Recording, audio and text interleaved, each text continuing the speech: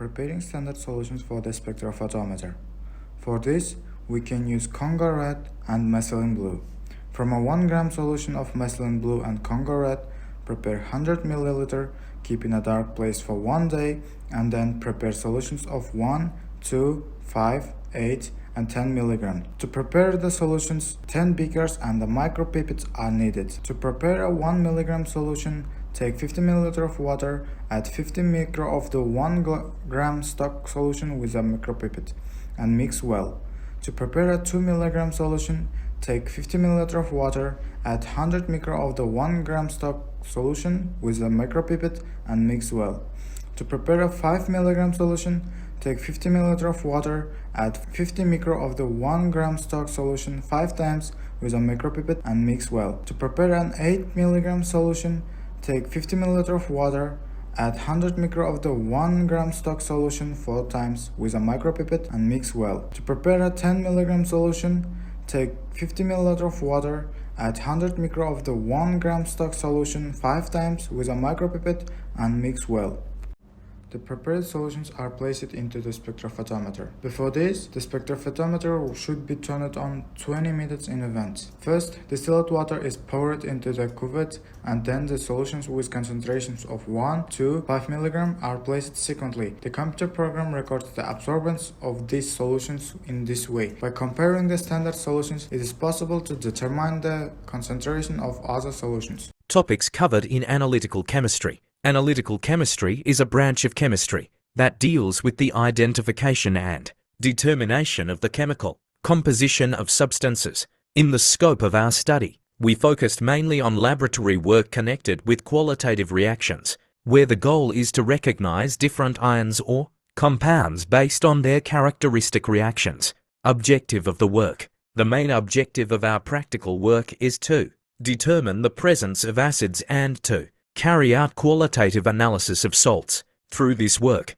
students are expected to understand how different acids behave when mixed with other reagents, and how salts can be tested and identified by observing their reactions with specific solutions. Reagents required. For conducting the experiments, several chemical reagents are necessary. Among them are sulfuric acid HSOs, strong mineral acid used to test for certain anions and cations, hydrochloric acid HCl, commonly used to detect carbonate ions and also to dissolve certain salts, barium chloride bacal, often used to test for sulfate ions through precipitation reactions, sodium chloride NaCl employed as a neutral salt in comparative reactions.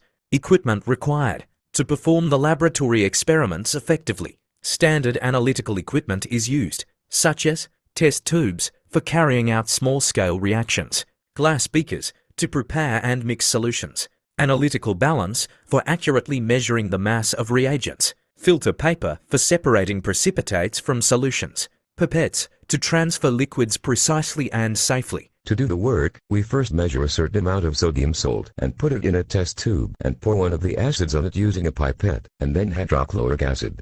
A precipitate is formed with sodium salts. In this case, we determine oxygen and qualitative reactions are carried out on sodium salts. Secondly, we measure a certain amount of barium chloride and pour one of the oxygen on it using a pipette, and the barium salts precipitate as sulfuric acid. In this case, we determine sulfuric acid.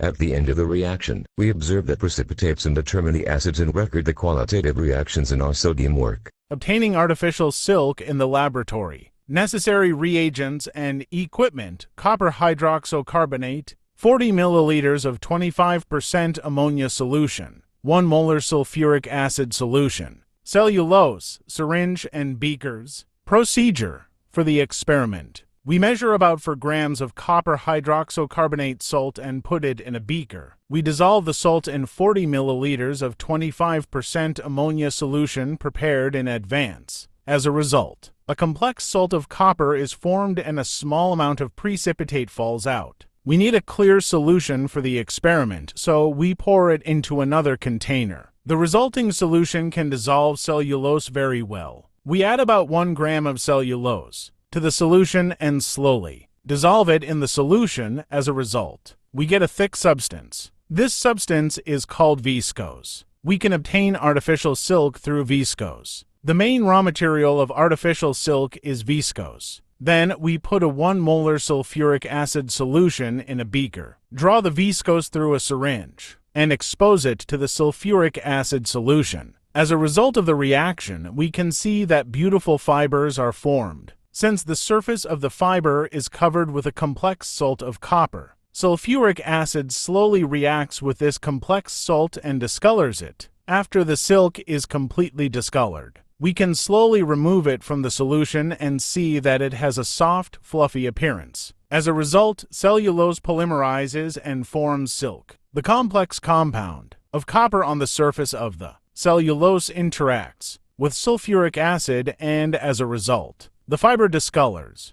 The color of the solution remaining in the beaker also changes, because as a result of the reaction, copper sulfate salt is formed, which is blue in color. Carbonic anhydride is also formed as a result of the reaction. Coagulation of protein with electrolyte solutions.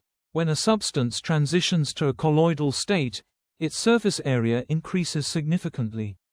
Colloidal solutions strive to reduce the surface energy between phases. The process of colloidal solution particles combining with each other and expanding is called coagulation.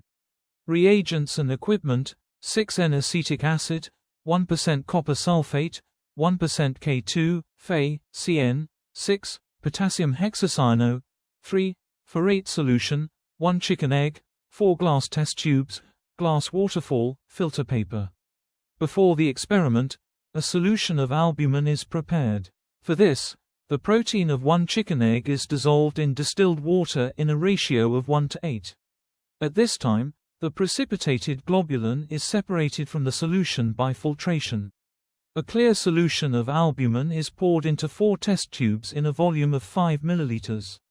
Then, 0.2 milliliters of 6N-acetic acid is added to the first and third test tubes and shaken. Add 5 drops of 1% potassium hexacyano, 3, ferrate solution to the third and fourth test tubes and shake them vigorously. In the second and third test tubes, pronounced protein coagulation occurs. The albumin solutions in the first and fourth test tubes remain unchanged. Albumin has the opposite charge in its prepared solution and coagulates when copper ions are added. The 2-charged hexacanoferrate anion does not coagulate the protein because they have the same charge. When the protein solution is neutralized with acid, the protein macromolecule transitions to a right charge, and it coagulates when the 2-charged anion of hexacanoferrate is burned, while the right-charged copper ion does not have a coagulating effect in this case.